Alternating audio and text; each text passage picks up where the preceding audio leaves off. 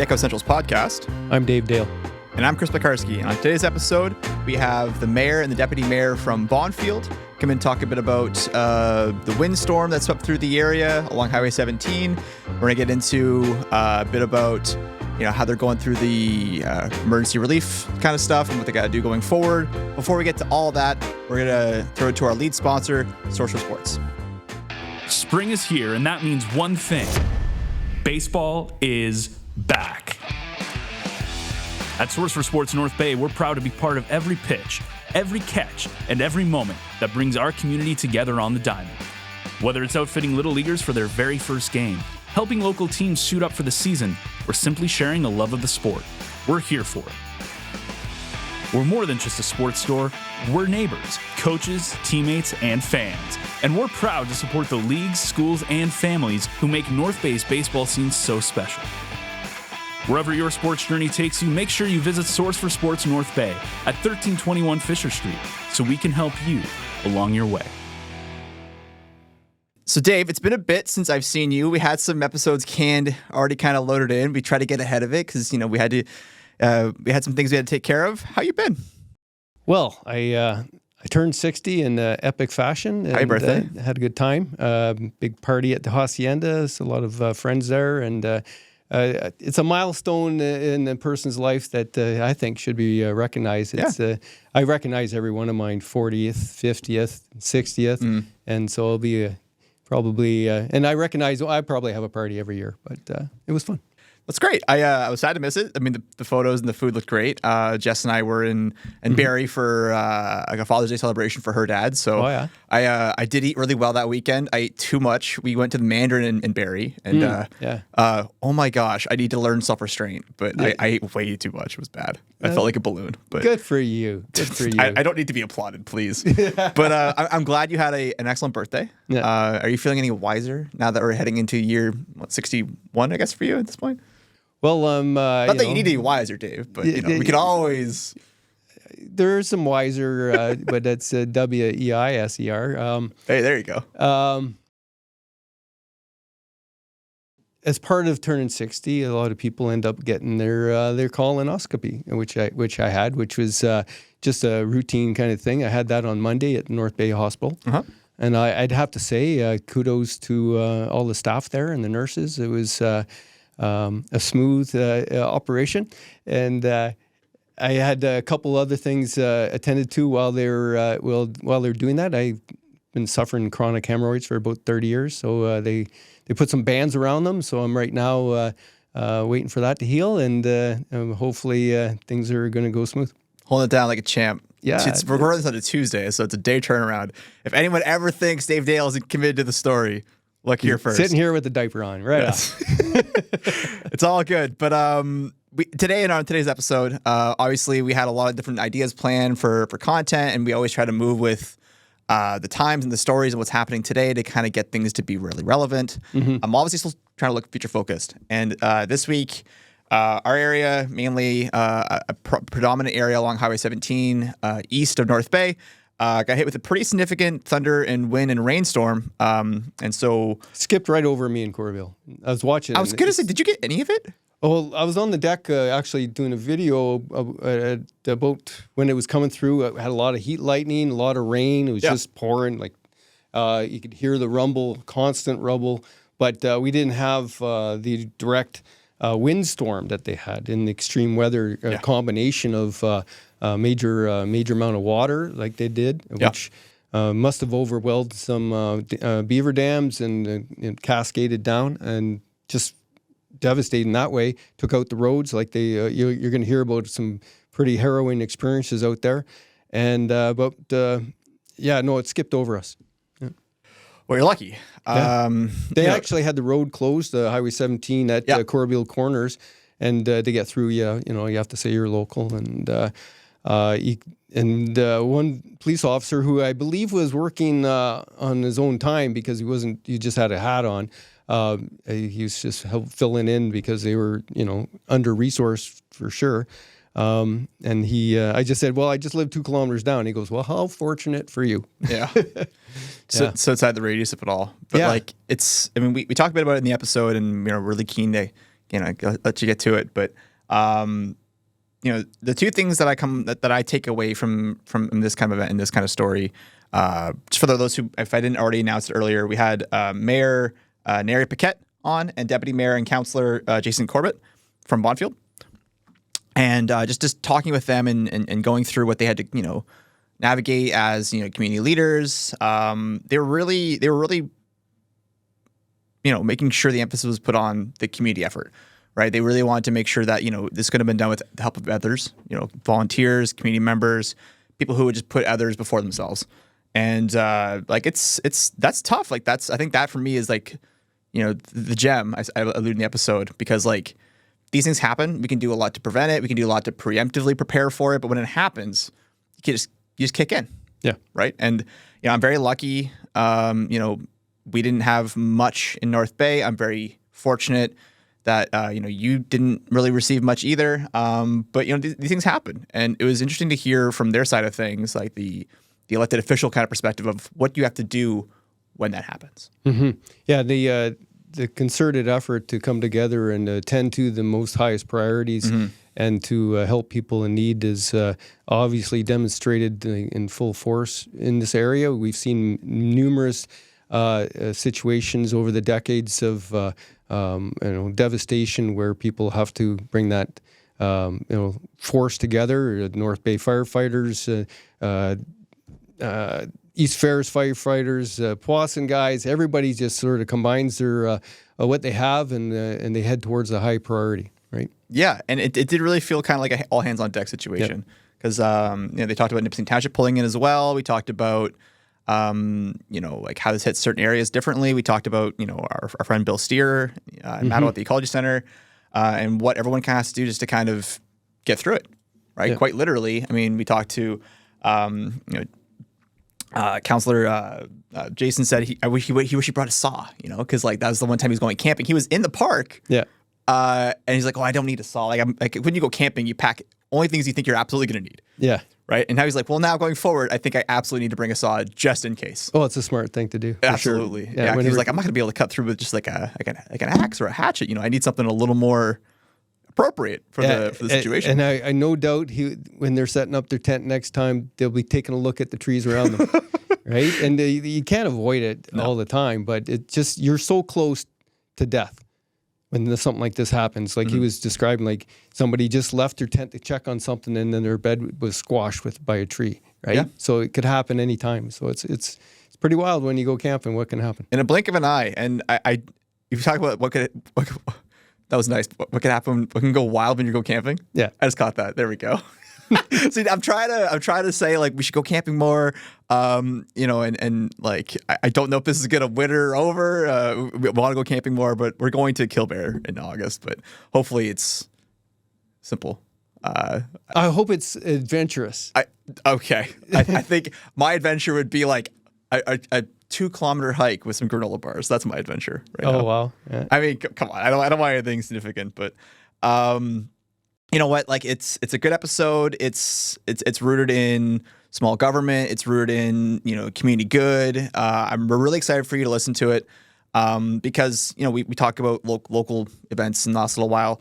This is definitely the biggest one in recent memory, and we're very thankful that I don't think there's been any deaths. There's some injuries. There's obviously some property damage, infrastructure issues, but they're coming through. They're coming together on it. So we can't wait for you to listen and watch.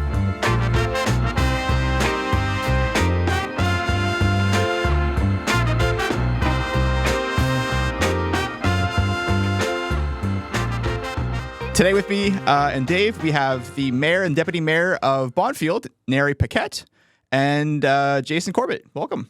Thank you. So it's been an interesting week, I'm sure, for the folks of Bonfield, Mattawa, and the Calvin Township. For those who are tuning into the show today, this past weekend there's a pretty significant and devastating storm in terms of infrastructure and people's homes. Coming from Bonfield, can you tell me a bit about how the week has been? Obviously, it's been a pretty serious one. You would like me to tell you where it started? Sure, sure.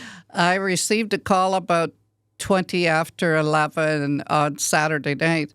I knew the storm had went through, and I did read on Facebook that there were tornado warnings, but it didn't seem like it was going to.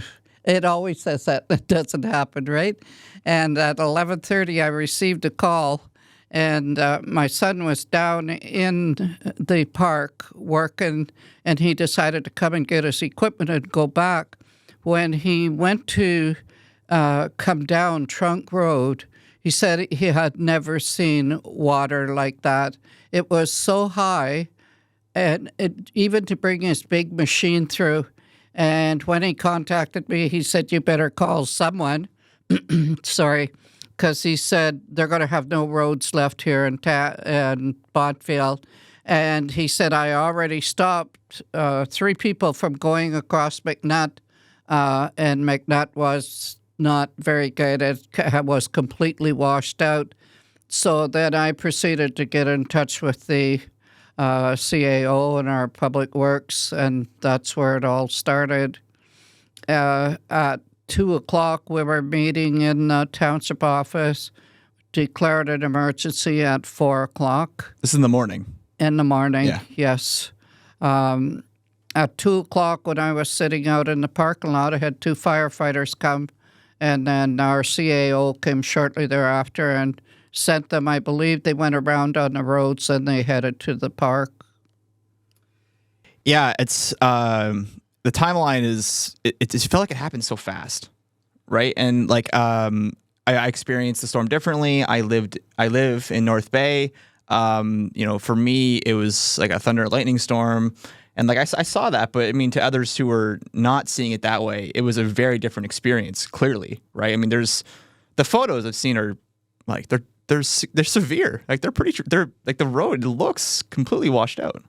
Yeah, we have, there's over 100 areas that within the municipality of Bonfield that has pretty significant road damage that needs a lot of work. There was actually 3 complete road closures, 2 of them, Pine Lake Road and Talon Lake Road. It actually trapped people down at the end. It is only one way to get out. So obviously that was priority 1 on that night, just to get a path through. It's even hard to call it one lane. It was a path that people could drive through that night. And so our crew showed up in a big way. Actually, we started receiving calls not long after that storm on our emergency line, and we had our first staff on site by 11 p.m., which is incredible when you think of the work that our staff did to be able to get there, start assessing the damage. And as the mayor spoke about, when they started to actually see the magnitude, we knew that it was significant enough that the mayor had to declare an emergency and hopefully, get all the help we needed from the province and all of those different logistics that come in when you declare that emergency. So yeah, and just before I toss to my lovely co-host, I just want to say thank you for both joining us. I mean, I imagine it's been a pretty busy week, and any time that you have to spare is, I'm imagining, pretty valuable right now, because you want to be able to, pool and communicate with those who need you most. So thank you for joining us. Well, thanks for having us. Honestly, I'll just tip my hat to the mayor. She's been leading the municipality with our CAO through this, and obviously in the office and the command center, and making sure that there's lots of communication out to our community, and then we have our staff just coordinating the effort. So it's been an incredible effort for sure. We have been having regular meetings, emergency control group, and assessing the situation. The staff is bringing in to us what is happening. The Public Works Superintendent was sending me information on a regular basis as to how things were moving along. We do have the municipalities that came in and have assisted us, which is there was Nipissing, East Ferris. Everybody offers, and it certainly helped us. We thought last night we might be able to lift the emergency, but I was asked by the staff today not to do that until possibly tomorrow. But we don't know that for sure if that's when we will lift the emergency.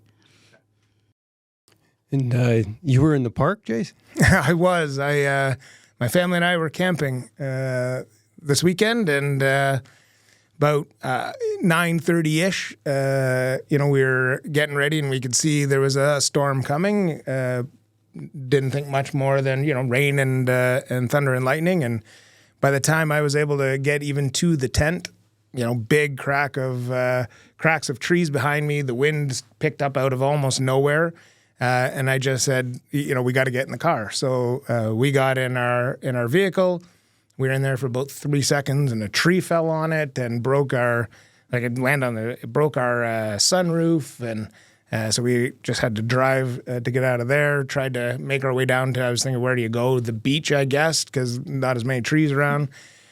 Trees blocked that route.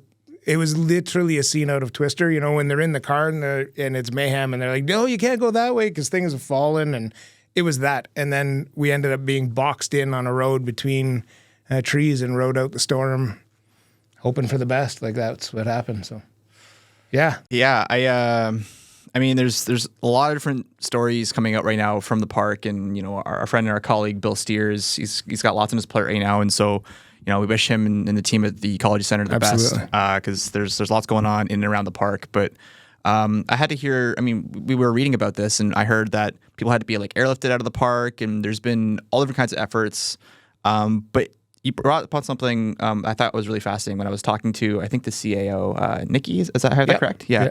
You guys had help from all these different townships, and I think that is, again, not to get to the jump of this, but that's the crowning jewel of the story. I mean, this is unfortunate, and it's something that everyone's affected by in the area. But seeing everyone kind of come together to help out and to make these things work, that's powerful.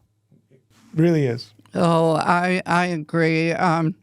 There's so many people that came forward, and it just shows you how wonderful the area that we live in. It's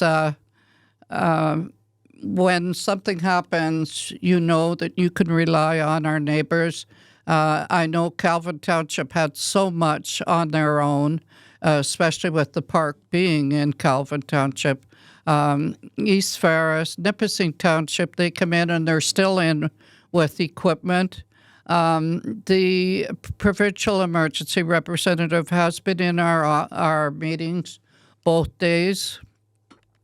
There are many concerns, and the major concerns are the people, and I believe that the people all have access, but I did find out yesterday there is one road that one person can't get into his house, the other person can't get out.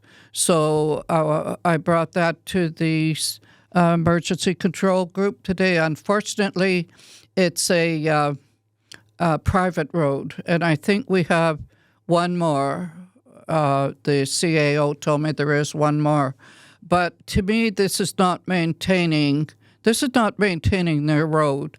This is ensuring that our residents are okay. Like the gentleman said, if we have emergency, we can't get out. And I went and looked at the road, and it's terrible. It's a hole as wide as this, as deep as this area, and that's one part. The rest of the road is washed out. I sure hope that we can help anybody that needs the help. It was an emergency, otherwise their roads would not be like that, So I hope there's something we can do. I think going to the emergency table is very good, going back and forth to the control group. You're able to assess. You can make other decisions. The staff has been excellent. I know the CEMC, our CAO, our deputy clerk, and our road superintendent I know that they're tired, but they're still working, and they're still giving their all. It's a hard time for our whole area. You see, Mattawa is hurting, Calvin, and all our neighbors around. It's something we have no control over what happened, but it's happened. And when I found out our deputy mayor was in there, is he okay? Oh, yeah, he's okay. He's texting me. Yeah. That's good. Yeah, I got a call from the CAO about 2:30 in the morning because she had let me know that they were going to be declaring an emergency, and she didn't know I was out camping, and she actually asked if I could go and do some road patrol as we were trying to figure out just where all the problems were. So I let her know, unfortunately I'm kind of stuck in place where I am now, and so she called another counselor who actually went out and drove the roads, just making the notes where all the damage is and pulling together. And then, you hear of all these stories after of, TransCanada Safety, the owner himself, gets in his truck. He goes and picks up, pylons or marking devices and brings those, he steps up, right away. You've got Evan Hughes contracting, hauling all kinds of material for us. De Gagne sent in a crew. De Gagne not only had a crew in Champlain helping, but then they sent a crew and equipment to Bonfield to help. So, not only are we seeing these other great municipalities step forward, which is awesome, but you're seeing even the private companies step up and just taking care of, this is their home, obviously. They want to make sure that the area is in good shape, and just seeing that, and as the mayor was speaking about, not only in Bonfield but Champlain, I was there, so I saw how many the resources that came in from the mayor's son, as an example, brought his equipment in to help, to all of the EMS, the firefighters. The first firefighters I saw were the Mattawa volunteer firefighters who came across where we were. They were trying to get to a site because they had reports of a head injury that they had to go deal with. And then it was just the heavy equipment, bulldozing their way through the trees and the roads. And I mean, there was so much damage to vehicles that, you do what you can to preserve vehicles that weren't damaged, but, after a tree lands across your truck, they're not too worried about, pushing a tree into your truck. Obviously, it's about getting to people and making sure they're safe. So, yeah, it was a harrowing, crazy weekend that I tipped my hat to the first responders, both in Bonfield, but obviously our surrounding that stepped up and went to Champlain. So, have any of his experienced anything close to this type of devastation through natural disaster? Narry, we were talking earlier about Barrie and the... Yes, and in 2008, we had a similar disaster. And same thing. It was unbelievable with the roads gone. But the trees were down, and back in the Pine Lake area, all of the people were locked in back there. And the contractors, the same thing, came in, opened the roads for the people. It was so hard to see. There were roads there, and then you looked and you couldn't find the roads. And I imagine it was the same the other night. It's devastating. I think they called it the last time a microburst. But I don't know. I understand there were people in to assess it yesterday, assess the park to determine if it was a tornado or what the level of the storm was. So yes, we were in this before, and it was huge rainfall. I have never been in the rain where you can't breathe, and in the last storm, you couldn't breathe. The water coming down was so heavy, and it was exactly like this. Everybody will tell you, we couldn't drive, you couldn't see the road, you couldn't see anything. There was one individual came up to me the other day, and he said, I guess it was Sunday, he said he looked out, and the sky was purple. And then he said it was bright green. I said, what did you think? He said, I thought it was a tornado. And I said, what did you do? He said, I got in my car and drove to Powassan.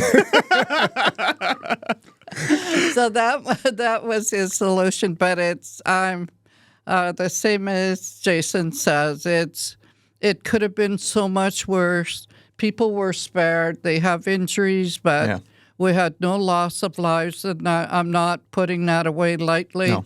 I mean, we were so fortunate that people come out of there. And I asked Jason if he was near the comfort station, and he said yes, for what it's worth. But somebody put the comfort station on Facebook, and I see what it was worth. Yeah. The trees were right on top of the comfort station. Yeah. There was nowhere to go. No. When you look at it, it must have been so terrifying for the people, and I know there's going to be emotion for a long time. People are going to be emotional just thinking of being in that storm, and you go out for a weekend with your family. You never expect this to happen, but we have no control of that.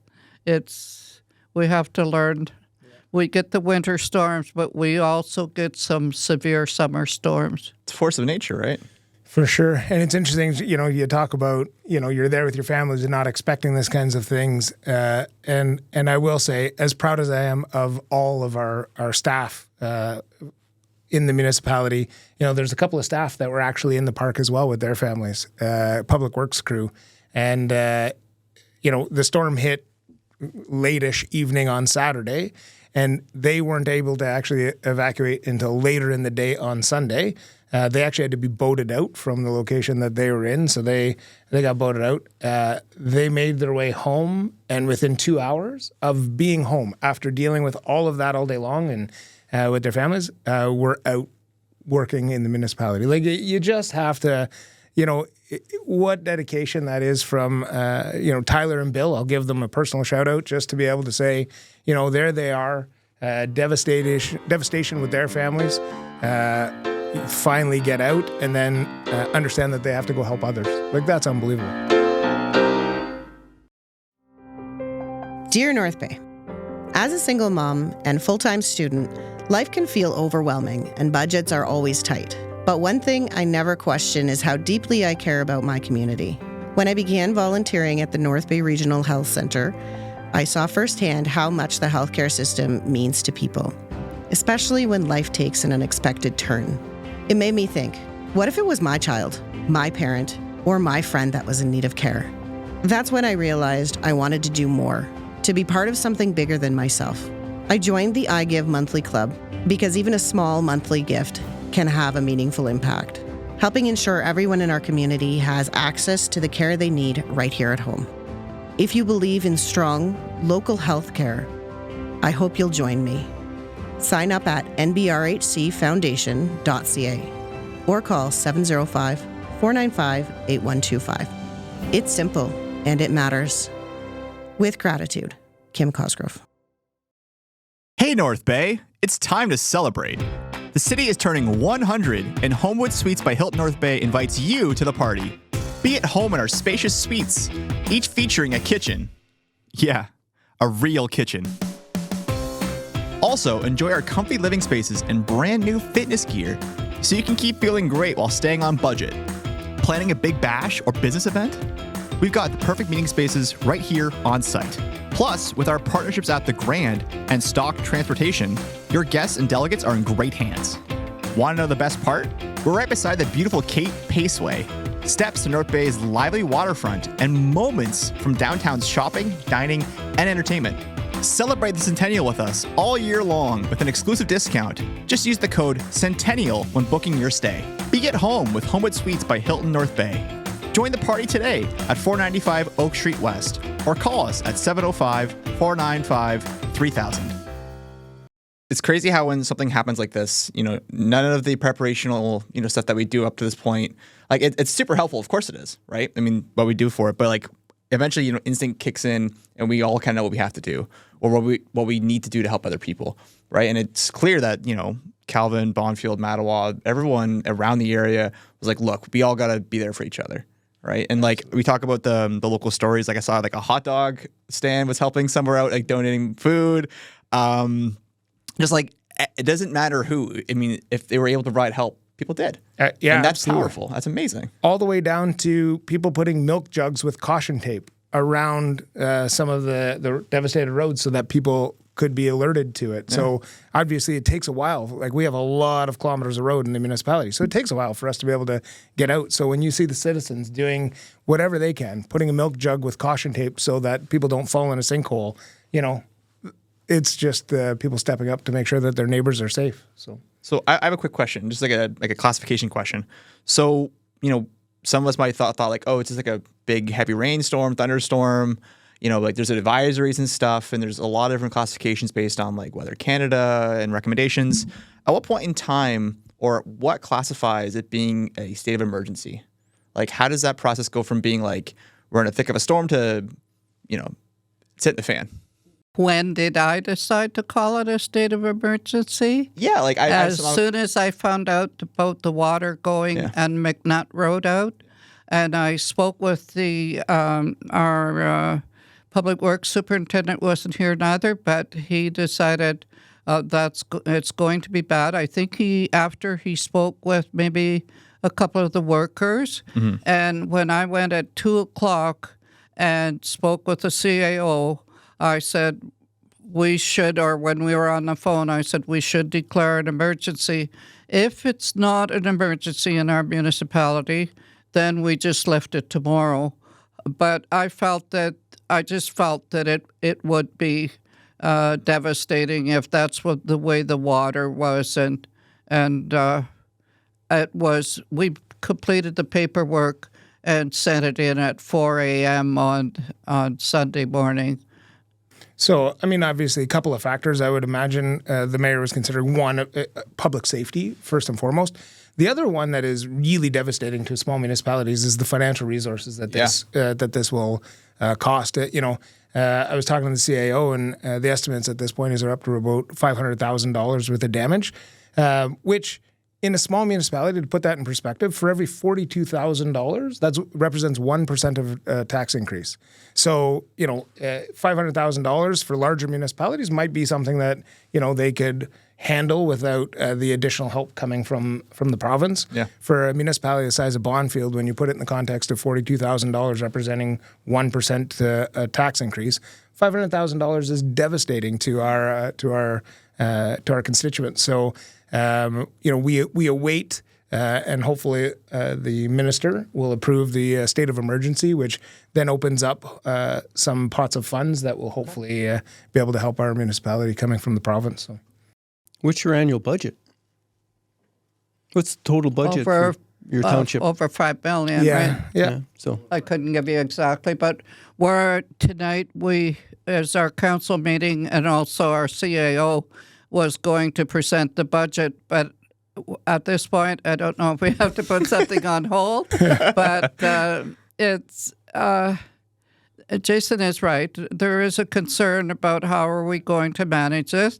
And I would like to relate, maybe being my age, I like to go back and I like to think about what has happened in the past. In 2008, we had the same issues. And I drove to Ottawa with my grandson. He was my GPS.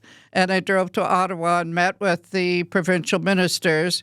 And when it was decided, the staff did excellent paperwork, and that's what we'll have here as well. There's no concern about that. And they had the paperwork all together, and we were awarded $1.3 million for our emergency before.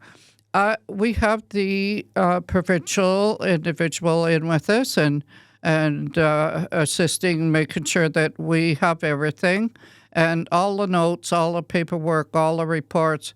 There's going to be a lot of it, but I believe that we will have everything, and we were under an emergency and we need the help.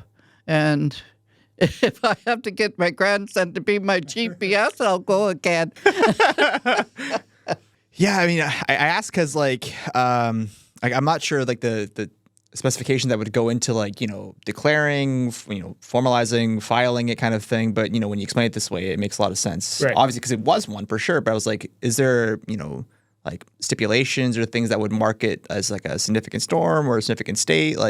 It helps to know, I think. Yeah. Level of damage, the capacity to be able to respond to that damage. That's really and public safety obviously are the keys.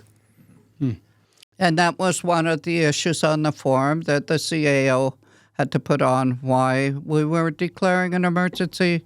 She filled it in, and I was quite happy to sign it. And I'm sure we will get assistance because like Jason says, if it's, oh, but you don't mind if I call you Jason? No, I don't mind at all.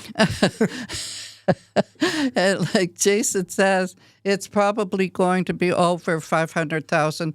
That would devastate us. And if we have to lobby, we'll also do that.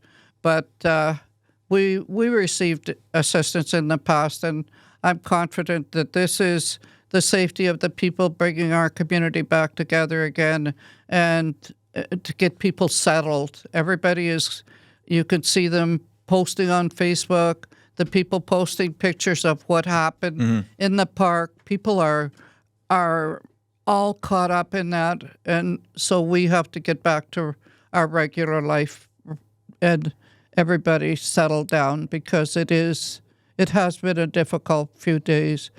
And I'm sure with Jason being right in there, you can tell us that, and hopefully your family is okay. Yeah, for sure. But obviously some emotional. I have she's 20 now, but obviously has never been through anything like this. Not that my wife and I have been through anything like this before either, but there's obviously some lots of conversation that happens after, and just trying to put some things in perspective and that we're safe.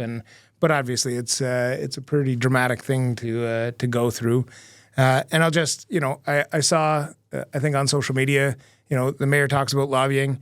I saw our provincial representative Vic Fideli has already sent some information into the various ministries and started that process for us. So we appreciate that work, and I'm sure there'll be lots of conversations between now and whenever this can get to a final resolve. That I'm sure as our local representative, Vic will step up and do what he can to support. So because Vic did fly in from here, right? He came in over the course of the last couple of days to check on the areas, right? Yeah, I don't know his flight schedule. I understood. I think he was here, but had to fly out. Oh, but before okay. he was My flying apologies. out, he made sure that he went and surveyed some of the damage, and just so that he had firsthand information to be able to send into the various ministers that have a portfolio that matters here. So, yeah. Well, I had no hydro, and I'm sitting there, and someone bought me this very nice flashlight, and I didn't buy any battery. So it's sitting there, and then this is all going on. Yes, the CIO said, I'll meet you. We'll have to declare an emergency. That's what we're doing. Are you going to do that? Yes. So I go into the bedroom to get out of my pajamas to go over there, and I ran right into the door. Oh, no. And I thought, I'm going to have a black eye, but I was good. But after everything settled down, then I went home and I drove down the roads and everything after. And so I came out and I ran into one of the neighbors, and he said, you look exhausted. I said, well, I'm a little tired. Did you have breakfast? I said, I have no power. So they took me into their house and gave me breakfast. That was Mr. and Mrs. Benoit. And I had breakfast at the neighbors, and I was very thankful for that. But that just goes to show you how giving our community is. Mm-hmm. You need something to eat, come in, and it was very nice to do it that way. And Yeah, that's awesome. I have a sort of news political question. A few years ago, the townships and municipalities were debating whether or not to declare a climate change emergency. Do you remember that? That must have been when we had the other mayor. It must have been. What did Bonfield do as far as that goes? Because I remember North Bay didn't declare it, that there was a climate change emergency. I think East Ferris did. And I was kind of making a joke about how climate change emergencies just sort of jump over different municipalities depending on their politics. The question is there anything that you can do to better prepare for climate-caused emergencies, or is there anything that you have done that helped this time? I would like to see our emergency control group meeting more often. And before, when this happened, it was people were more aware, and people get comfortable now. Oh, I guess there's going to be no emergency. We don't have to do that, like me and my flashlight, not even a battery. But I would like to see our emergency control group meeting more often And, like myself and my alternate, not just me, but Jason would be my alternate, the fire chief and his alternate, the public works and his alternate, everybody at the table so that if emergency comes, we're prepared. And your question about the climate change, and that was when Mayor McLaren was there, and I believe they did, and they received funding.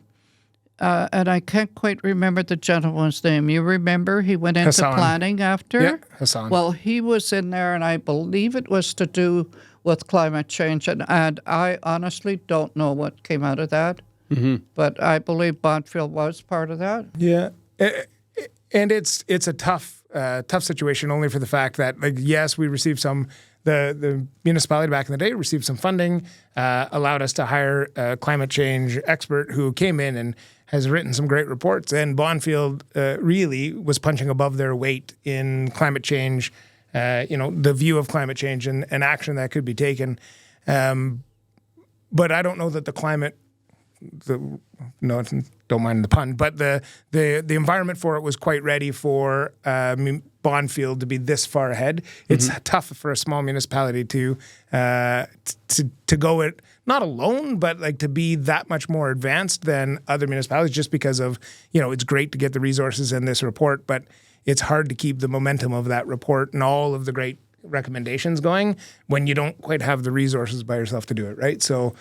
Yeah, that's the tough part. Well, one of the parts that is really tough no matter how much preparation you do, when you have an atmospheric river falling on your head, everything you've done may not be enough, right? There's hard to actually prepare for something like this. I read somewhere on the Facebook, somebody was saying about Bonfield, you had a ditching program that went so far this last year, and some of the flooding, some of the problems were right at where the ditching wasn't done. Right. So but with that much water, you can't really. It doesn't matter what ditch you have. If the beaver pond from up top the hill goes and the other one cascades, you're done for roads. A lot of our roads are right in the path of floods, right? Yeah, and there's only so much culverts can handle. Yeah, even the best culverts. Yeah, I had the opportunity to drive around with our public works manager yesterday to go, thank the crew. Provide some refreshments, doing all that kind of stuff, but also to survey the damage, and stopped at McNutt Road, which is one that is still closed. Complete washout. Yeah, like it's. I asked, like, how many dump trucks of gravel do you think it's going to take to fill this one part of the hole? 45, 50 dump truck, just that one part. So sand and gravel and rock is not cheap. So it adds up pretty quickly, but. Part of where you could see the water, the standing water that was coming through, on the tree line itself, so I took a picture, 8 feet above where the water currently sits, you could see where the leaves had still the silt on them. So it had risen 8 feet and come back down 8 feet within the matter of, it happened Saturday night and yesterday was Monday. So whatever, precipitated that, likely, I would imagine, just as you were alluding to, that much water, a beaver dam breaks, makes it exponentially worse, and instantly your water just goes above a road. Like you can't prepare for. Yeah, there's no ditch that's going to handle that. Yeah. So you can prepare for certain things, but you can't prepare for that. And I guess this is a really good example or a sort of motivation to be more prepared, have batteries, and be ready for some things that happen. I know out in Corbett, I keep thinking about getting a generator, but whenever I get through one of these, I go, well,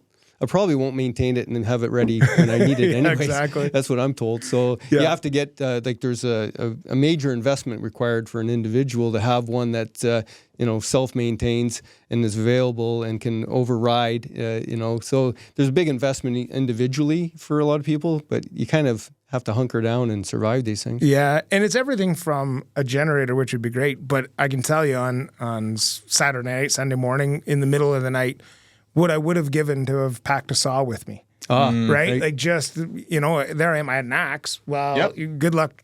You're not going through a tree like this with a little hatchet. So take a little longer. Yeah. Right. But just to be able to actually have a saw to be able to get, I'm like, well, guess what I'm packing every time I go camping now? I will absolutely have a saw with me. So, good idea. Yeah, absolutely. Yeah. Smart play. Yeah. So I guess we talked a bit about the lobbying, we talked a bit about the preparation stuff. Where do we go from here now? So what's the don't want to say roadmap. That sounds like a pun too. But like, what's the thing we have to do now going forward for municipality and the surrounding area to kind of pick ourselves up? Like, what's next? Someone suggested that all of the municipalities with their volunteers we should have something, and for the volunteers, that's one thing. Like some way of thanking them for being involved. Yes, yes, but I think you're asking what's going to bring our community back that we're going to be happy, and I think that the people are going to see the roads back, the devastation gone, and I think they're going to be happy. I think when I saw the comments out there, Jason put some things on the Facebook for them, but when I saw the comments, they were all good. People were grateful that they talked about people working in that weather yesterday. It was so hot, and the workers were out there. They were shoveling, they were hauling gravel, they were the equipment. I think people really appreciated that, and I'm grateful for that, and I'm sure the workers are. But it's to get over, like especially when we were meeting, talking about our budget tonight, and now we've got to think about what's going to happen here. But I think it's to get everything back in place again.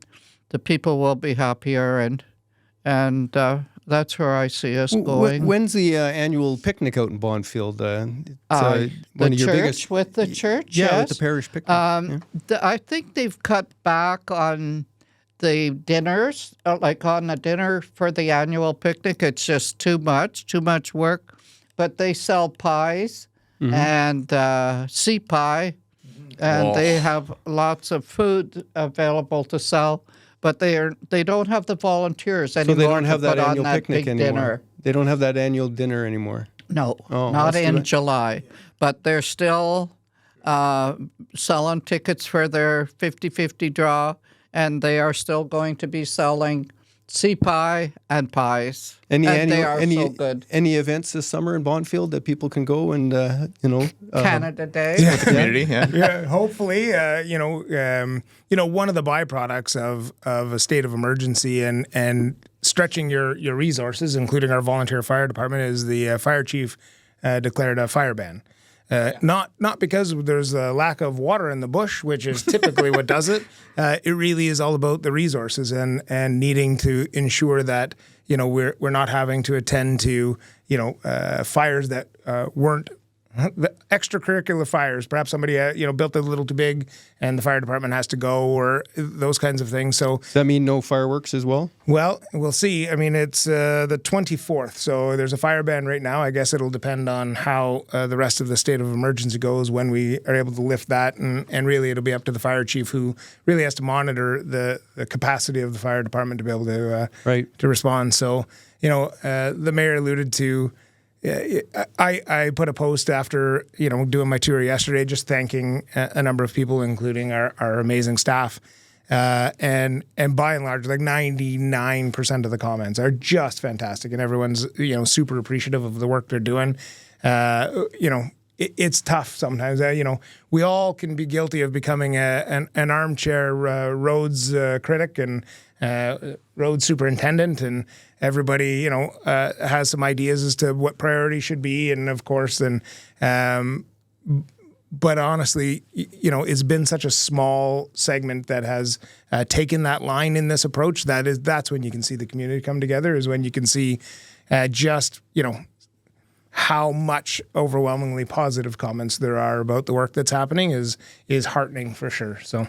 Constructive criticism is always good, but there's a time and place for it. 100%.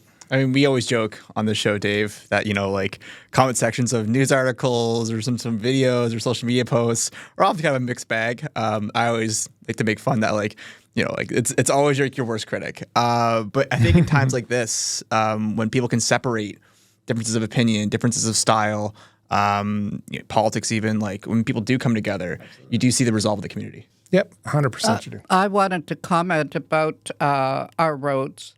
We have a new road superintendent about a year, Jason. Yeah. And he has brought in the idea of purchasing our equipment and then training our staff. That way we're not putting money out for contractors to do the work. And the staff is learning. We did receive a bit of criticism on the ditching, but they're learning. And they're coming along better all the time. And I see that is that we're spending less money. Our staff they're doing their work on the roads and they're learning how to do a good job. Nobody does it perfect the first time, but you get better.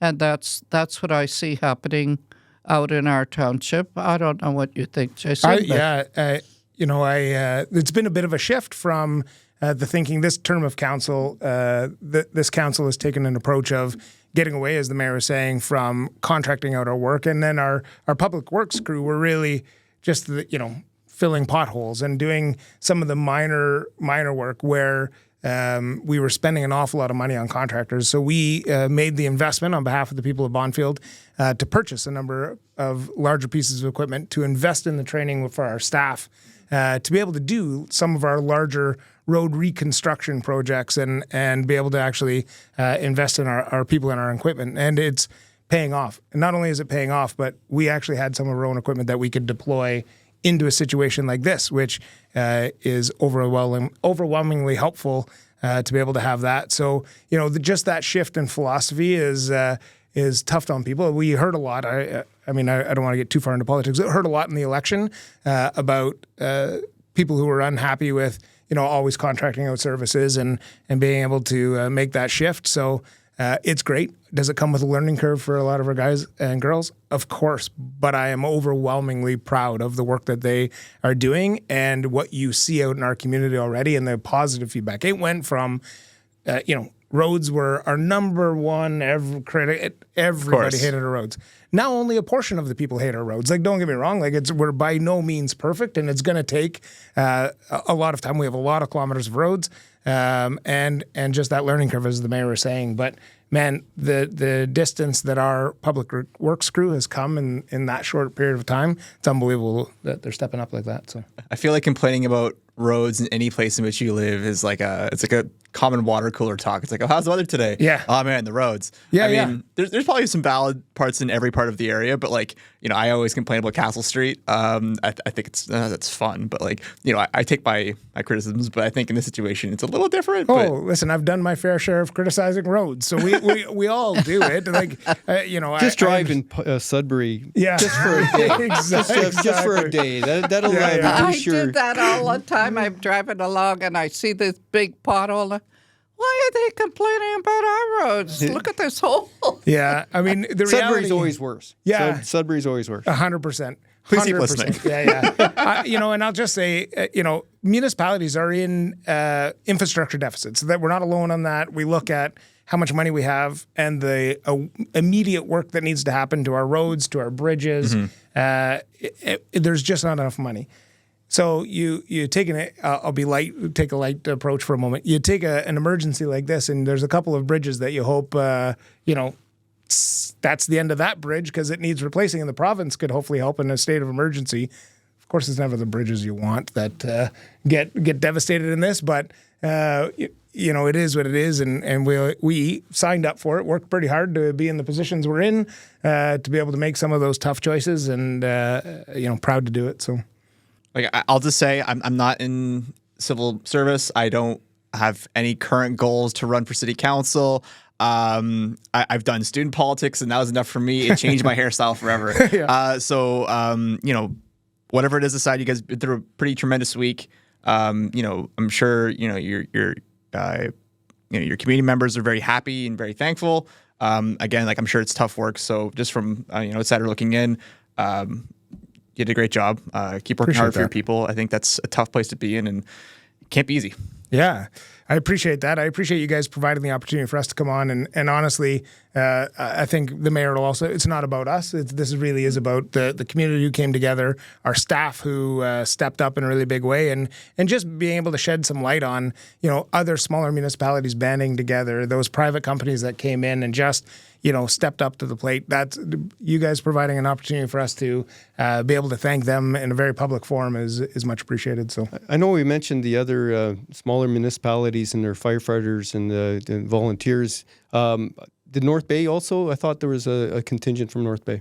So they were in the park. Okay, so, that's where I saw that. Okay. Oh, yes, the North Bay Fire Department were in there helping. It would be remiss if I didn't mention them, seeing that I know North Bay was very supportive, and it always gets kicked in the butt for everything else. So. Yeah, for sure. And I will say, so the Mattawa volunteer firefighters were there, and I saw them, and they did a tremendous work getting to that individual and helping to stabilize, waiting for additional support. And while all of that was happening, all of a sudden I bumped into two of the North Bay firefighters, one who I know personally, and the level of expertise that it's unbelievable, the work that they did.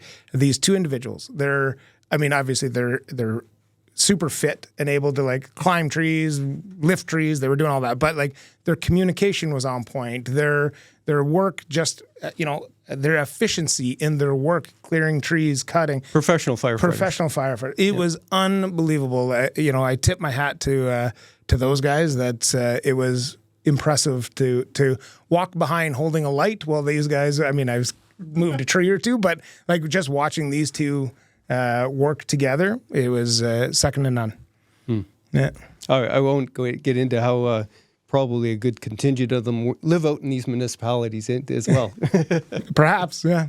I hope so. They should live in some of the smaller rural municipalities, right? Spread out the wealth. Spread out the wealth. Yeah. So I think we did a pretty good job covering this. But before we let you folks get back to a very busy plate, is there anything you want to say to our listeners or our viewers in terms of what's happening and what's next? I think obviously Bonfield has all kinds of great things happening. Most coming up, the Canada Day.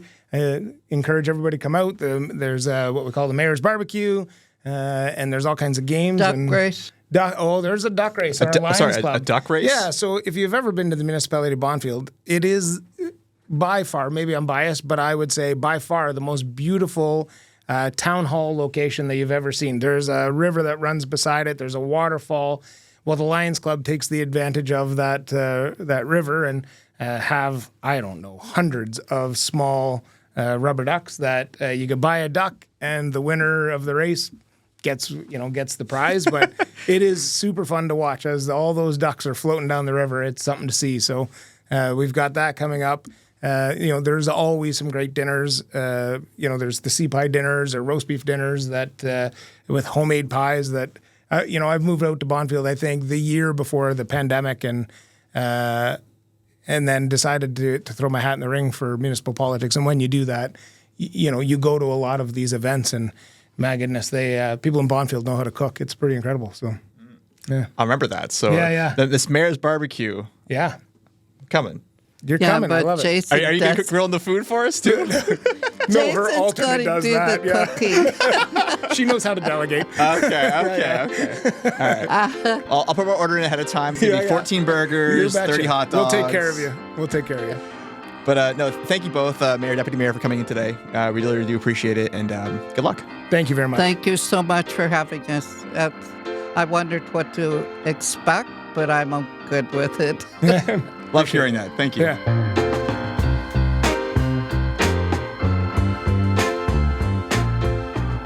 Well, thanks for joining us for this interesting look at what Bonfield faced and the people that came together to help them out. It was very eye-opening and heartwarming. Heartwarming. There we go. It's heartwarming. Thank you. I think they might have taken out that brain cell. But it is heartwarming to see people come together. I know it's tough. There's lots of politics, but you put the politics aside and basically you have a community trying to be a community. So thank you, and please like and share and give us your ideas of what you thought of the show and any experiences you had in an emergency situation.